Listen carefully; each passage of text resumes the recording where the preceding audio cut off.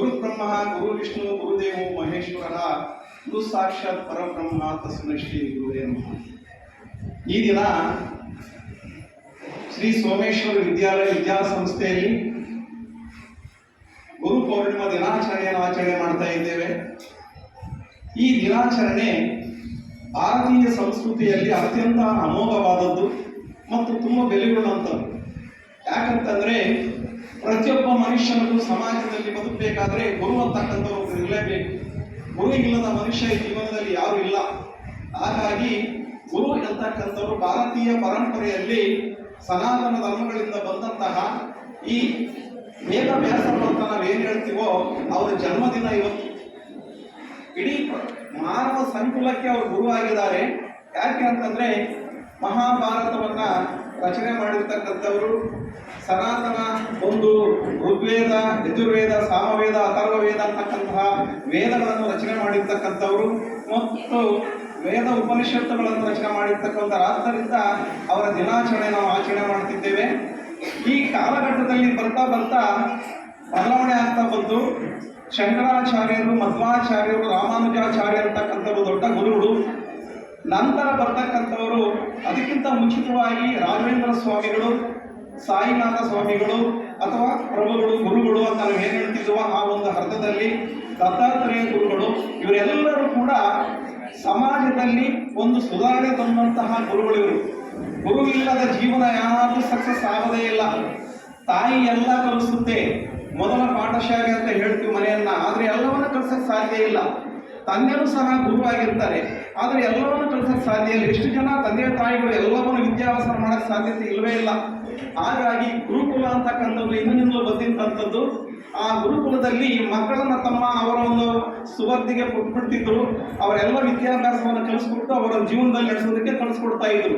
ಈಗಿನ ಪರಿಸ್ಥಿತಿ ಬರ್ತಾ ಬರ್ತಾ ಬಹಳ ವ್ಯತ್ಯಾಸ ಆಗ್ತಾ ಬಂತು. ಇವತ್ತು ನಮ್ಮ ಅನುಕೂಲಕ್ಕೆ ತಕ್ಕಂತೆ ಈ ಸಮಾಜ ಎಷ್ಟೊಂದು ಡೆವಲಪ್ಮೆಂಟ್ ಆಗಿದೆ ಅಂತಕ್ಕಂಥದ್ದು ಎಲ್ಲರಿಗೂ ತಿಳಿದಿರ್ತಕ್ಕಂಥ ವಿಚಾರ. ಇದನ್ನ ಬೇರೆ ರೀತಿ ಹೇಳೋಂಥದ್ದು ಏನಿಲ್ಲ.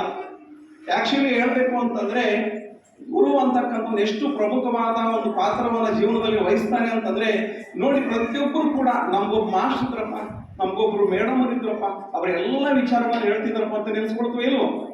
ಹಾಗಾಗಿ ಗುರು ಅಂತಕ್ಕಂಥವನು ನಮ್ಮ ಜೀವನಕ್ಕೆ ತುಂಬ ಅವಶ್ಯಕತೆ ಇದೆ. ಈ ಗುರು ಪೌರ್ಣಿಮೆ ದಿನ ಅಂತಕ್ಕಂಥದ್ದು ಬಹಳ ಅರ್ಥಪೂರ್ಣವಾದದ್ದು. ಪ್ರತಿಯೊಬ್ಬರು ಕೂಡ ಈ ಗುರುಗಳನ್ನು ನೆನೆಸ್ತಕ್ಕಂಥ ದಿನ ಇದು. ಆದರೆ ಒಂದು ದಿನ ಮಾತ್ರ ನೆನೆಸಬಾರ್ದು. ಸದಾ ಗುರುಗಳ ಒಂದು ಆಶೀರ್ವಾದ ನಮ್ಗೆ ಇರಲೇಬೇಕು. ಶಾಲೆಗೆ ಬಂದಾಕ್ಷಣ ನಾನು ಮೊಟ್ಟ ಮೊದಲಾಗಿ ಈ ಶಾಲೆಗೆ ಒಂದು ದಿವಸ ಬಂದೆ. ನಾನು ಬಂದಾಕ್ಷಣ ನನಗೆ ಈ ಗಾಯತ್ರಿ ಮಾತ್ರ ಕೇಳಿಸ್ತು, ಗುರುಗಳ ಒಂದು ಹಾಡು ಕೇಳಿಸ್ತು. ನನಗೆ ಬಹಳ ಖುಷಿ ಆಯಿತು. ಯಾಕೆ ಅಂತಂದರೆ ಯಾವತ್ತೂ ಕೂಡ ಗುರುಕುಲ ಅಂತಕ್ಕಂಥದ್ದು, ಒಂದು ಶಾಲೆ ಅಂತಕ್ಕಂಥದ್ದು ಒಳ್ಳೆ ಸಂಸ್ಕೃತಿಯಿಂದ ಕೂಡಿರಬೇಕಾಗಿದೆ. ಸುಸಂಸ್ಕೃತಿ ಅಂತಕ್ಕಂಥದ್ದು ಮಕ್ಕಳ ಜೀವನದಲ್ಲಿ ಬರಬೇಕಂದ್ರೆ ಗುರುಗಳೇ ಬೇಕು. ತಂದೆ ತಾಯಿಗಳು ಎಲ್ಲ ಕಳ್ಸೋಕ್ಕೆ ಸಾಧ್ಯತೆ ಇಲ್ಲ. ಇದು ನಾನು ಮಾತು ಪದೇ ಪದೇ ಹೇಳ್ತಾ ಇರ್ತೀನಿ. ಯಾಕಂತಂದರೆ ಕುತ್ಕೊಳ್ಳೋದು, ನಿಂತ್ಕೊಳ್ಳೋದು, ಹೇಗಿರಬೇಕು, ಹೇಗಿರಬಾರ್ದು, ಹೇಗೆ ಮಾತಾಡಬೇಕು ಅಂತಕ್ಕಂಥ ಕಲಿಸ್ಕೊಡ್ತಕ್ಕಂಥದ್ದೇ ಗುರುಗಳು. ಸಮಾಜದಲ್ಲಿ ಹೇಗೆ ಬದುಕಬೇಕು ಅಂತಕ್ಕಂಥದ್ದು ಕಲಿಸ್ಕೊಡ್ತಕ್ಕಂಥದ್ದೇ ಗುರುಗಳು. ಹಾಗಾಗಿ ಗುರುವಿಗೆ ನಾವು ಸದಾ ನಮ್ಮ ಜೀವನದಲ್ಲಿ ಒಂದು ಸ್ಥಾನಮಾನವನ್ನು ಕೊಟ್ಟಿರಬೇಕಾಗುತ್ತೆ. ನಾನು ಈ ಶಾಲೆಗೆ ಭೇಟಿ ನೀಡಿದ ಸಂದರ್ಭದಲ್ಲಿ ನಾನು ಹೇಳ್ತಾ ಹೋಗ್ತೇನೆ, ಮುಖ್ಯವಾಗಿ ಇಲ್ಲಿ ವಾಸ್ತು ಪ್ರಕಾರ ಶಾಲೆ ಚೆನ್ನಾಗಿದೆ ನೋಡಿ. ಪೂರ್ವ ದಿಕ್ಕಿದು, ಆ ಕಡೆ ಫಂಕ್ಷನ್ ಮಾಡಿದಾಗ ಅದು ಉತ್ತರ ದಿಕ್ಕಾಗುತ್ತೆ. ಇದು ಒಂದು. ಜೊತೆಗೆ 2004ರಲ್ಲಿ ಪ್ರಾರಂಭ ಆಗಿರ್ತಕ್ಕಂಥ ಶಾಲೆ 2026 ಇವತ್ತು ಇದು ಎಷ್ಟು ವರ್ಷ ಆಯಿತು? 22 ವರ್ಷ ಆಯಿತು. 22 ವರ್ಷದಿಂದ ದಿನೇ ದಿನೇ ದಿನೇ ಸ್ಟ್ರೆಂತ್ ಮಕ್ಕಳ ಒಂದು ಸಂಖ್ಯೆ ಅಂತಕ್ಕಂಥದ್ದು ಜಾಸ್ತಿ ಆಗ್ತಾನೆ ಇದೆ. ಕಾರಣ ಏನಪ್ಪ ಅಂತಂದರೆ ಈ ಸಂಸ್ಥೆಯ ಸಂಸ್ಥಾಪಕರಾಗ್ಬೋದು ಮತ್ತು ಈ ಸಂಸ್ಥೆಗೆ ಬಂದು ಆಗಿಂದಲೂ ಪಾಠವನ್ನು ಪ್ರವಚನ ಮಾಡ್ತಕ್ಕಂಥ ಶಿಕ್ಷಕ ವರ್ಗ ಆಗ್ಬೋದು, ಇದು ಪ್ರಮುಖವಾದಂತಹ ಕಾರಣ ಆಗುತ್ತೆ. ಒಂದು ಶಾಲೆ ಅಭಿವೃದ್ಧಿ ಆಗಬೇಕಾದ್ರೆ ಸಂಸ್ಥೆ ಸ್ಥಾಪನೆ ಮಾಡಿ ಸೆಕ್ರೆಟರಿ ಆಗ್ಬೋದು, ಪ್ರೆಸಿಡೆಂಟ್ ಆಗ್ಬೋದು, ಅವರೆಲ್ಲ ಕುತ್ಕೊಂಡಿರ್ತಾರೆ, ಏನೋ ಮಾಡ್ತಾ ಇರ್ತಾರೆ. ಆದರೆ ಅವರಿಂದ ಸಾಧ್ಯತೆ ಇಲ್ಲ. ಇಲ್ಲಿ ಶಾಲೆನ ಬೆಳೆಸ್ತಕ್ಕಂಥದ್ದು ಯಾರಂದ್ರೆ ಎಲ್ಲಿರ್ತಕ್ಕಂಥ ಎಲ್ಲ ಶಿಕ್ಷಕ ವರ್ಗದವರೇ. ಶಿಕ್ಷಕರು ಮನಸ್ಸು ಮಾಡಿದ್ರೆ ಇಡೀ ಸಮಾಜವನ್ನು ಯಾವ ರೀತಿ ಬೇಕಾದರೂ ಡೆವಲಪ್ ಮಾಡ್ತಕ್ಕಂಥ ಶಕ್ತಿ, ಅದನ್ನು ಹಾಳು ಮಾಡ್ತಕ್ಕಂಥ ಶಕ್ತಿ ಸಹ ಇದೆ ಶಿಕ್ಷಕರಿಗೆ. ಆದರೆ ಶಿಕ್ಷಕರು ಯಾವತ್ತೂ ಕೂಡ ಕೆಟ್ಟದ್ದನ್ನ ಹೇಳೋದಿಲ್ಲ, ಭೇದ ಭಾವ ಮಾಡೋದಿಲ್ಲ. ಕಾರಣ ಏನಂದ್ರೆ ಒಂದು ಬೋರ್ಡ್ ಹತ್ರ ನಿಂತ್ಕೊಂಡು ಮೇಡಮ್ ಅವರಾಗಲಿ ಟೀಚರ್ಸ್ ಅಂತಕ್ಕಂಥವ್ರು ಪಾಠ ಮಾಡ್ತಿರ್ಬೇಕಾದ್ರೆ ಎಲ್ಲ 50 ಜನ ಮಕ್ಕಳಿದ್ರೆ 50 ಜನಕ್ಕೆ ಒಂದೇ ಪಾಠವನ್ನು ಮಾಡ್ತಾ ಇರ್ತಾರೆ. ಆದರೆ ಮನೆಯಲ್ಲಿ ತಾಯಿಯಾಗಿರ್ತಾ ಬಂದವರು ಸಹ ಕೆಲವು ಸಂದರ್ಭದಲ್ಲಿ ಮಕ್ಕಳಿಗೆ ವಂಚನೆ ಮಾಡ್ತಾ ಇರುತ್ತೆ. ವಂಚನೆ ಅಂದ್ರೆ ಭೇದ ಅಂತಲ್ಲ, ಅದು ಕೆಲವು ಸಂದರ್ಭ ಇರುತ್ತೆ. ಒಂದು ಮಗುಗೆ ಜಾಸ್ತಿ, ಒಂದು ಮಗುಗೆ ಚಿಕ್ಕದು, ಏನೋ ಕೊಡೋದ್ರಲ್ಲಿ ತಿಳಿಸೋದ್ರಲ್ಲಿ ಮಾಡ್ತಾ ಇರ್ತೀವಿ ತಾಯಿ ಅಂದ್ರು. ಆದ್ರೆ ಮಕ್ಕಳು ಶಿಕ್ಷಕರು ಯಾವುದೇ ಕಾರಣಕ್ಕೂ ಭೇದ ಭಾವ ಮಾಡೋದಿಲ್ಲ. ಅದಕ್ಕೆ ಅವ್ರನ್ನ ಗುರುಸ್ಥಾನ ಅಂದ್ರೆ ದೇವರ ಸ್ಥಾನದಲ್ಲಿ ಇಟ್ಟಿರ್ತಕ್ಕಂಥದ್ದು. ಹಾಗಾಗಿ ಇಲ್ಲಿ ನಾವು ಹೇಳ್ತಕ್ಕಂಥ ಎರಡು ವಿಚಾರಗಳು ಏನಪ್ಪ ಅಂದ್ರೆ, ಈ ಶಾಲೆಯಲ್ಲಿ ಒಳ್ಳೆ ವಾತಾವರಣ ಇದೆ, ಜೊತೆಗೆ ಒಳ್ಳೆ ಸುಸಂಸ್ಕೃತಿಯನ್ನು ಬೆಳೆಸ್ತಕ್ಕಂಥ ಶಿಕ್ಷಕ ವರ್ಗ ಇದೆ. ಇಲ್ಲಿ ನಾನು ಫಸ್ಟ್ಗೆ ಬಂದಂಥ ಸಂದರ್ಭದಲ್ಲಿ ಎಲ್ಲ ಗಮನಿಸಿ ನಮ್ಮ ಮೊಮ್ಮಗಳು ಈ ಶಾಲೆಗೆ ಸೇರಿದೆ. ಹಿಂದೆ ಇದ್ದಂತಹ ಶಾಲೆಗೂ ಈ ಶಾಲೆಗೂ ಬಹಳ ವ್ಯತ್ಯಾಸ ಕಾಣ್ತಿದೆ ನನಗೆ. ನಮ್ಮ ಮೊಮ್ಮಗಳು ಅಲ್ಲಿ ಇಂಗ್ಲಿಷಲ್ಲಿ ಮಾತಾಡ್ತಿರ್ಲಿಲ್ಲ, ನಾಚಿಕೆ ಸಂಕೋಚ ಪಡ್ತಾ ಇದ್ರು. ಇಲ್ಲಿ ಇಂಗ್ಲಿಷ್ ವರ್ಡ್ಸ್ ಅನ್ನ ಮಾತಾಡೋ, ಸೆಂಟೆನ್ಸ್ ಅನ್ನ ಮಾತಾಡೋದು ಮನೆಯಲ್ಲಿ ನಮ್ಗೆ ಖುಷಿ ಆಗ್ತಿದೆ. ಎಷ್ಟು ಚೆನ್ನಾಗಿ ಯಾವಾಗ ಏನೋ ಒಂದು ಸಣ್ಣ ಪುಟ್ಟ ಮಕ್ಕಳ ಜೊತೆ ಗಲಾಟೆ ಮಾಡ್ಕೊಂಡ್ರೆ ನಮ್ಮ ಮಗು ಏನೋ ಅಂತ ಗೊತ್ತಾ, ನಾನು ಅನುರಾಧ ಮ್ಯಾಮ್ ಹೇಳ್ತೀನಿ ನೋಡು ನೀನು ಮಾಡ್ಬಿಟ್ರೆ ಅಂತ ಹೇಳೋದು, ಚಂದ್ರಕಲಾ ಮ್ಯಾಮ್ ಹೇಳ್ತೀನಿ ನೋಡು ಅಂತ ಹೇಳೋದು. ನನಗೆ ಖುಷಿ ಆಗುತ್ತೆ. ಆ ಶಿಕ್ಷಕರನ್ನ, ಮಕ್ಕಳನ್ನ ಶಿಕ್ಷಕರು ಎಷ್ಟು ಚೆನ್ನಾಗಿ ಬೆಳೆಸ್ತಾ ಇರ್ತಾರೆ, ಎಷ್ಟು ಚೆನ್ನಾಗಿ ಅವರನ್ನ ಬೆಳೆಸ್ತಾ ಇರ್ತಕ್ಕಂಥದ್ದು, ಜೊತೆಗೆ ಸಂಸ್ಕೃತಿಯನ್ನು ಕಲಿಸ್ಕೊಡ್ತಾರೆ ಅಂತಕ್ಕಂಥದ್ದು. ಇನ್ನೊಂದು ಪ್ರತ್ಯಕ್ಷವಾಗಿ ನಾನು ನಮ್ಮ ಮಕ್ಕಳ ಜೊತೆ ನಾನು ನೋಡಿದ್ದು, ರಸ್ತೆಯಲ್ಲಿ ಮಕ್ಕಳು ಆಟ ಆಡ್ತಿದ್ರು, ನಮ್ಮ ಮಗು ಮತ್ತೆ ಬೇರೆ ಮಕ್ಕಳೆಲ್ಲ ಆಟ ಆಡ್ತಿದ್ರು.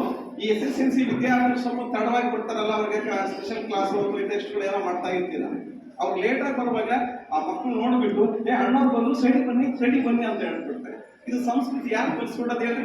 ಶಿಕ್ಷಕರು. ಅದು ಇಂಥ ಶಾಲೆಯಲ್ಲೇ ಕಲಿಬೇಕಾಗುತ್ತೆ. ನಾವು ಗೂಗಲ್ನಲ್ಲಿ ಇವೆಲ್ಲ ನೋಡಿ ಫಸ್ಟ್ ಶಾಲೆ ಬೆಸ್ಟಿಂಗ್ ಸ್ಕೂಲ್ ಇನ್ ದಾವಣಗೆರೆ ಅಂತ ಹೇಳಿದ್ರೆ ಇದು ಬರುತ್ತೆ, ಪ್ರಮುಖವಾಗಿ ಈ ಶಾಲೆ ಬರುತ್ತೆ. ಹಾಗೆ ನನಗೆ ತುಂಬ ಖುಷಿ ಆಯಿತು. ಇಂಥ ಶಾಲೆಯನ್ನು ನಮ್ಮ ಮಗುವನ್ನು ಸೇರಿಸಿರ್ತಕ್ಕಂಥದ್ದು ನನಗೆ ಬಹಳ ಖುಷಿ ಬಂದಿದೆ. ಇಂಥ ಒಳ್ಳೆ ಶಾಲೆಯನ್ನು ಸೆಲೆಕ್ಷನ್ ಮಾಡ್ಕೊಂಡಿದ್ದೀರಲ್ಲ ನೀವು ಪೇರೆಂಟ್ಸು, ನಿಜವಾಗ್ಲೂ ನಿಮ್ಗೆ ಅಭಿನಂದನೆಗಳನ್ನು ತಿಳಿಸ್ಬೇಕು. ಯಾಕಂದರೆ ಮಕ್ಕಳ ಭವಿಷ್ಯ ಬಹಳ ಇಂಪಾರ್ಟೆಂಟ್. ಮಕ್ಕಳ ಭವಿಷ್ಯಕ್ಕಾಗಿ ನೀವು ಏನೇನೋ ಕಷ್ಟಪಟ್ಟು ಏನೇನೋ ಮಾಡ್ಕೊಂಡು ಹಣ ಹಾಕಿ ಎಲ್ಲ ಮಾಡಿಸ್ತಾ ಇರ್ತೀರಾ, ಅದೆಲ್ಲಕ್ಕಿಂತ ಮುಖ್ಯ ನೀವು ಸೆಲೆಕ್ಷನ್ ಮಾಡ್ಕೊಳ್ತಕ್ಕಂಥ ಶಾಲೆ ಆಗಿರುತ್ತೆ. ಆ ಶಾಲೆ ಅಂತಕ್ಕಂಥದ್ದು ಮಕ್ಕಳನ್ನ ಯಾವ ರೀತಿ ತಯಾರು ಮಾಡಿ ಕಳಿಸುತ್ತೆ ಅಂತಂದ್ರೆ, ಅವ್ರು ಮತ್ತೆ ತಿರುಗಿ ನೋಡೋದಿಲ್ಲ, ಅವ್ರ ಜೀವನದಲ್ಲಿ ಎಲ್ಲೋ ಹೋಗ್ಬಿಡ್ತಾರೆ ಅವರು. ಹಾಗಾಗಿ ಇಂಥ ಒಂದು ಒಳ್ಳೆ ಶಾಲೆಯನ್ನು ಆಯ್ಕೆ ಮಾಡಿಕೊಂಡಿದ್ದಕ್ಕೆ ನಿಮಗೆ ತುಂಬ ಧನ್ಯವಾದಗಳನ್ನು ಹೇಳ್ತೇನೆ. ಜೊತೆಗೆ ಇಲ್ಲಿ ಶಿಕ್ಷಕ ವರ್ಗ ಬಹಳ ಅನ್ಯೋನ್ಯತೆಯಿಂದ ಇದೆ. ಜಗಳ ಕಿತ್ತಾಟ ಅಂತವೇನು ಇಲ್ಲ. ಯಾಕಂದ್ರೆ ಇದಕ್ಕೆಲ್ಲ ಪ್ರಮುಖ ಕಾರಣ ಪ್ರಭಾವತಿ ಮೇಡಮ್ ಅವರು ಒಳ್ಳೆ ಸ್ಟ್ರಿಕ್ಟ್ ಅಡ್ಮಿನಿಸ್ಟ್ರೇಷನ್ ಮಾಡ್ತಾರೆ. ಜೊತೆಗೆ ಅವರೆಲ್ಲರ ಪ್ರೀತಿ, ಒಳ್ಳೆಯ ಸಂಬಂಧವನ್ನು ಇಟ್ಕೊಂಡಿದ್ದಾರೆ. ನೋಡಿ, ಶಿಕ್ಷಕ ಹೆಡ್ ಮಾಸ್ಟರ್ ಆಗಿರ್ತಕ್ಕಂಥವ್ರು ಶಿಸ್ತು, ಗಂಭೀರ, ಬುದ್ಧಿವಂತಿಕೆ ಇದ್ರೆ ಸಾಲು, ಅನ್ಯೋನ್ಯತೆ ಇರಬೇಕು ಶಿಕ್ಷಕರ ಜೊತೆ. ಯಾರನ್ನ ಹೇಗೆ ಸಂಭಾಳಿಸ್ಬೇಕು, ಹೇಗೆ ಮಾತಾಡಿಸ್ಬೇಕು, ಅವ್ರಿಗೆ ಯಾವ ಕೆಲಸ ಕೊಟ್ಟರೆ ಅವ್ರು ಮಾಡ್ತಾರೆ, ಯಾವ ಕೆಲಸ ಕೊಟ್ಟರೆ ಇವ್ರಿಗೆ ಆಗೋದಿಲ್ಲ ಅನ್ನೋದು ಅವ್ರಿಗೆ ತಿಳುವಳಿಕೆ ಇರುತ್ತೆ. ಹಾಗಾಗಿ ಈ ಶಾಲೆ ಸಕ್ಸಸ್ ಅನ್ನ ಕಾಣ್ತಾ ಇದೆ ಅಂತ ನಾನು ಭಾವಿಸಿದ್ದೇನೆ. ಹಾಗಾಗಿ ನೀವು ಪ್ರಮುಖವಾಗಿ ಇಂತಹ ಶಾಲೆಗೆ ಹೆಚ್ಚು ಮಕ್ಕಳನ್ನ ಸೇರಿಸಬೇಕು ನೀವು.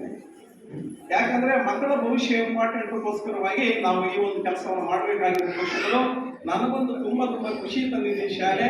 ಇಂತಹ ಶಾಲೆಗೆ ಎಷ್ಟು ನಾವು ಕೃತಜ್ಞತೆಗಳು ಸಲ್ಲಿಸುವುದು ಸಾಲದು. ಇಷ್ಟನ್ನು ಮಾತನಾಡಲು ಅವಕಾಶ ಮಾಡಿಕೊಟ್ಟಂತ ಪ್ರಭಾವತಿ ಮೇಡಮ್ ಅವರಿಗೆ, ಮತ್ತೆ ಆಡಳಿತಕಾರಿಯಾಗಿರ್ತಕ್ಕಂಥವ್ರು ಮತ್ತು ಗಾಯತ್ರಿ ಮೇಡಮ್ ಅವರಿಗೆ ಇವೆಲ್ಲರಿಗೂ ನಾನು ವಂದಿಸಿ ನಾನು ಎರಡು ಮಾತುಗಳನ್ನು ಮುಗಿಸ್ತೇನೆ. ಜೈ ಹಿಂದ್, ಜೈ ಕರ್ನಾಟಕ.